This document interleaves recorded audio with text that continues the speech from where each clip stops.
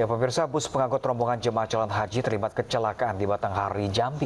Meski bus nyaris terperosok ke jurang, seluruh penumpang berselamat.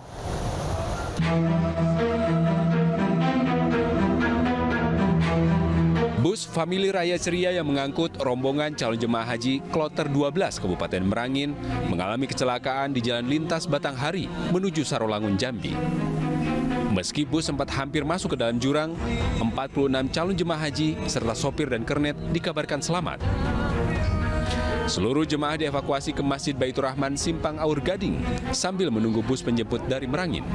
Diduga sopir bus kelelahan saat mengemudi, namun demikian penyebab pasti kecelakaan masih diselidiki. Tim Liputan melaporkan. Pemirsa, berkah musim haji dirasakan seorang pemuda yang menggeluti usaha jasa reparasi tas calon jemaah haji di Palembang, Sumatera Selatan. Jasa reparasi tas banyak digunakan para calon jemaah haji agar memperkuat ketahanan tas saat digunakan berkeliling Ka'bah.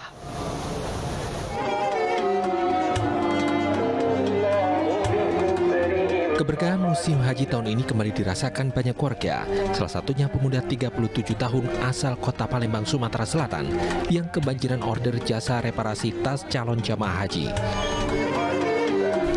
5 tahun sudah Haris Arahman mengais rezeki dengan menggeluti usaha jasa reparasi tas calon jamaah haji di bawah binaan Koperasi Asrama Haji Palembang.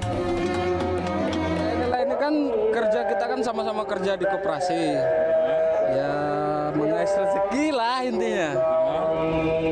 Apa produksi yang kita buat di sini, Mas? Ya, ini memperkuat tali tas para jamaah haji. Biar kan kebanyakan tali tas jamaah haji putus.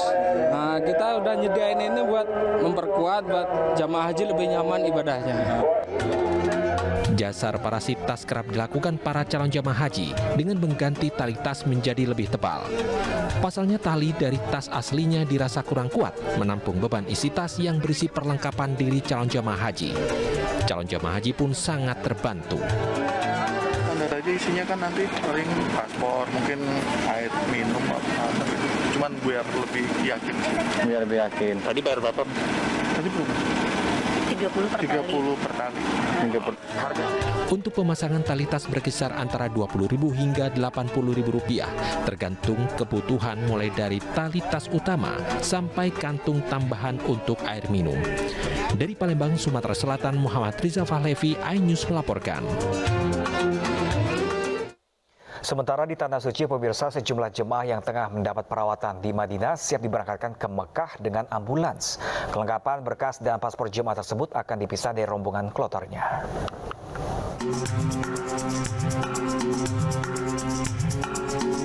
Sehari jelang pemberangkatan terakhir jemaah dari Madinah ke Mekah, petugas layanan kepulangan melakukan pemeriksaan berkas dan pendataan kondisi kesehatan. Hasil sementara, 3 jemaah yang masih dirawat di klinik kesehatan akan diberangkatkan sendiri dengan ambulans.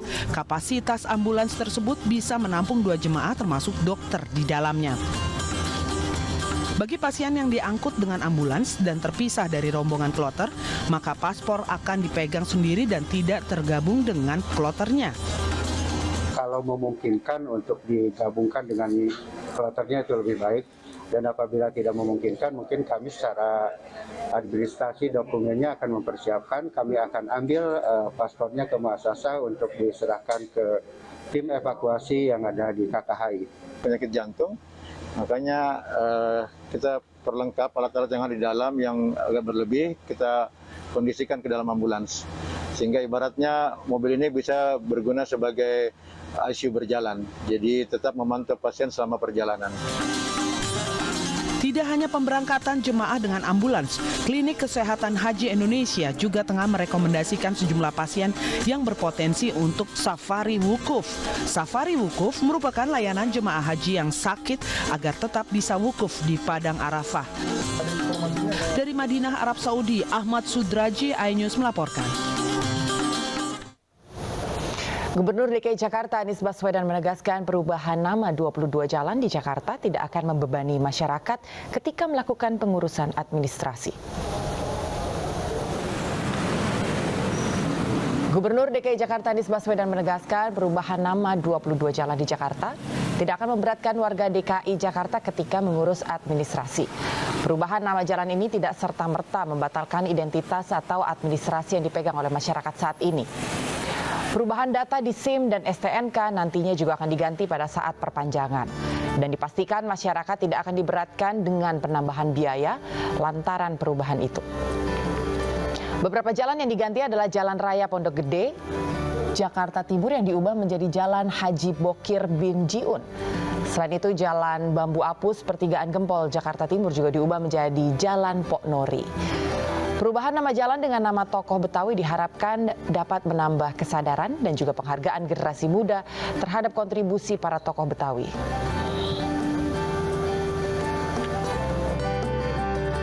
Kesempatan ini saya ingin sampaikan penegasan ulang terkait dengan adanya perubahan nama-nama jalan di Jakarta, yang perubahan ini memiliki konsekuensi yang kemudian diduga membebani masyarakat.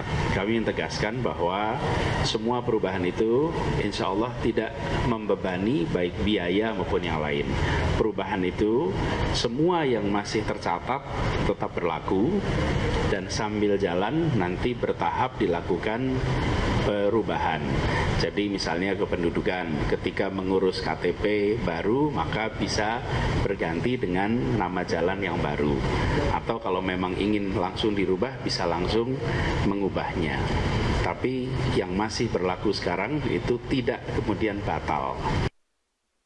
Tidak mewajibkan juga kepada rekan-rekan yang nanti tempat tinggalnya berganti, terus ganti STNK, bayar lagi. Tidak.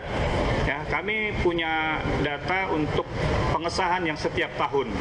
Ya, di setiap tahun itulah nanti kita lihat ketika Gubernur DKI sudah mengganti namanya dan kebetulan yang memperpanjang pengesahan ini sudah ganti nama, baru dicatatkan. Tapi lembarannya sendiri itu tidak wajib diganti. Ya, pemirsa, DPW Partai Perindo Sulawesi Barat mengklaim siap menghadapi tahapan pemilu 2024 mendatang. Ya, pemirsa, proses pemberkasan data untuk verifikasi partai politik sudah selesai 100%. Partai Perindo terus mempersiapkan diri untuk hadapi proses verifikasi partai politik pemilu tahun 2022. Salah satunya adalah pengurus DPW Partai Perindo Sulawesi Barat.